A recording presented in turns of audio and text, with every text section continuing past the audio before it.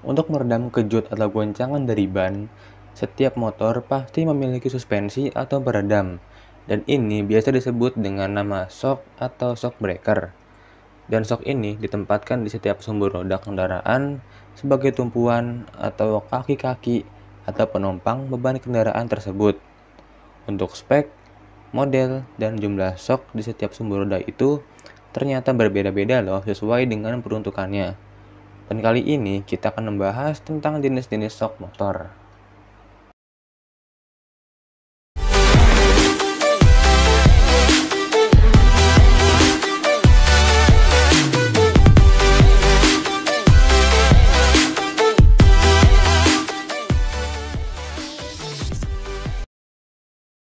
Kita akan membahas dari yang bagian depan dulu dan baru ke belakang. Dan yang pertama ada teleskopik. Shock depan jenis ini sudah ada sejak lama sekali dan banyak sekali dipakai hingga saat ini. Bentuknya seperti ini. Tabung shock untuk menaruh oli dan pernya ada di bawah dan asnya ada di atas. Dan biasanya shock jenis ini pada zaman sekarang banyak dipakai pada motor bebek atau matic berkapasitas kecil dan ada beberapa yang dipakai pada moge entry level pula. Berbeda dengan zaman dulu, semua motor baik dari kelas entry hingga high, bahkan dalam ajang balapan pun mereka menggunakan shock jenis teleskopik ini. Dan untuk plus minusnya ada sebagai berikut.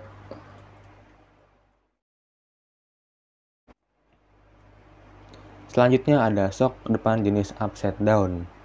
Dari segi tampilan, sangat berbanding terbalik dari teleskopik, yaitu pada upside down, posisi tabung shock ada di bagian atas, dan posisi as shocknya ada di bagian bawah.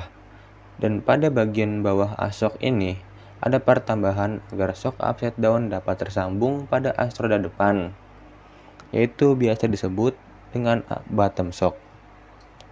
Dan biasanya, shock depan upside down ini digunakan pada motor kelas menengah hingga tinggi. Karena dari segi cost produksi dan harga, shock ini terbilang lebih mahal dibanding dengan teleskopik.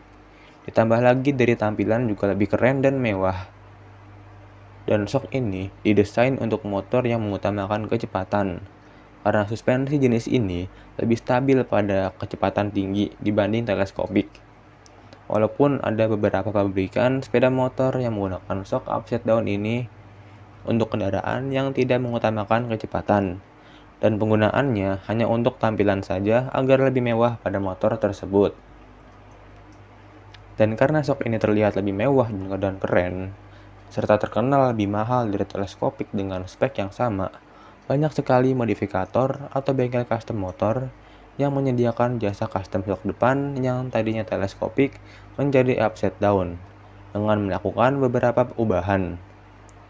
Dan jika kalian berminat mengcustom shock depan motor kalian menjadi upside down atau membeli motor dengan shock upside down, kalian bisa lihat kekurangan dan kelebihannya sebagai berikut.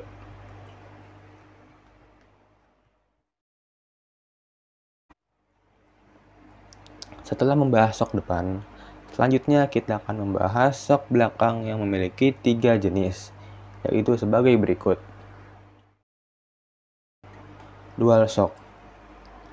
Shock belakang jenis ini memiliki jumlah 2 buah, yaitu di bagian kanan dan kiri motor, dan banyak dipakai oleh kalangan motor bebek kelas 100 hingga 125 cc. Letaknya ada di swing arm.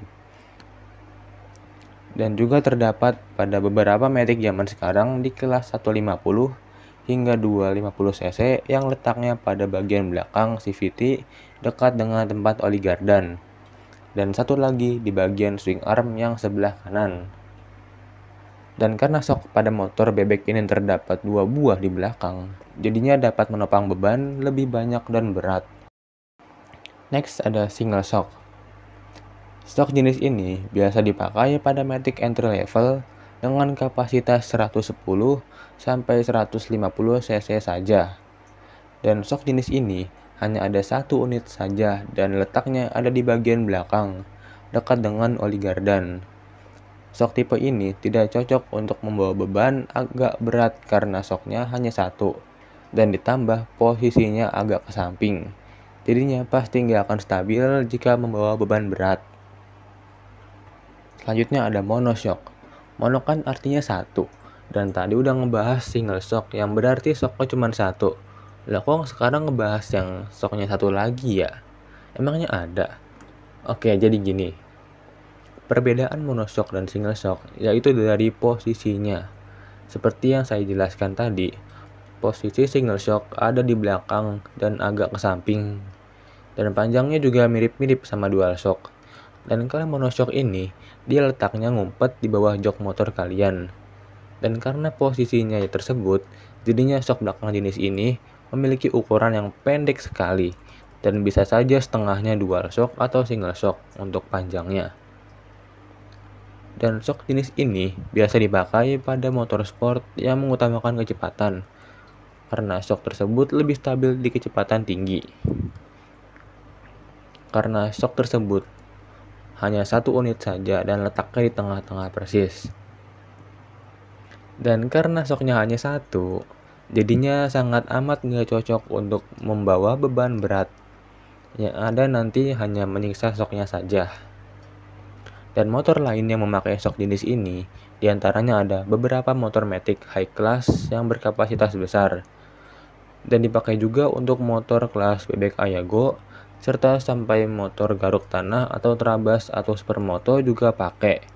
Dan sampai di kelas motor adventure serta touring pun memakai jenis shock ini. Bagaimana? Udah jelas belum pembahasannya? Kalau belum, coba kalian tanya di kolom komentar ya. Jadi segini dulu pembahasan kita kali ini. Terima kasih sudah selalu nonton dan support channel ini hingga saat ini. Sampai berjumpa di video selanjutnya.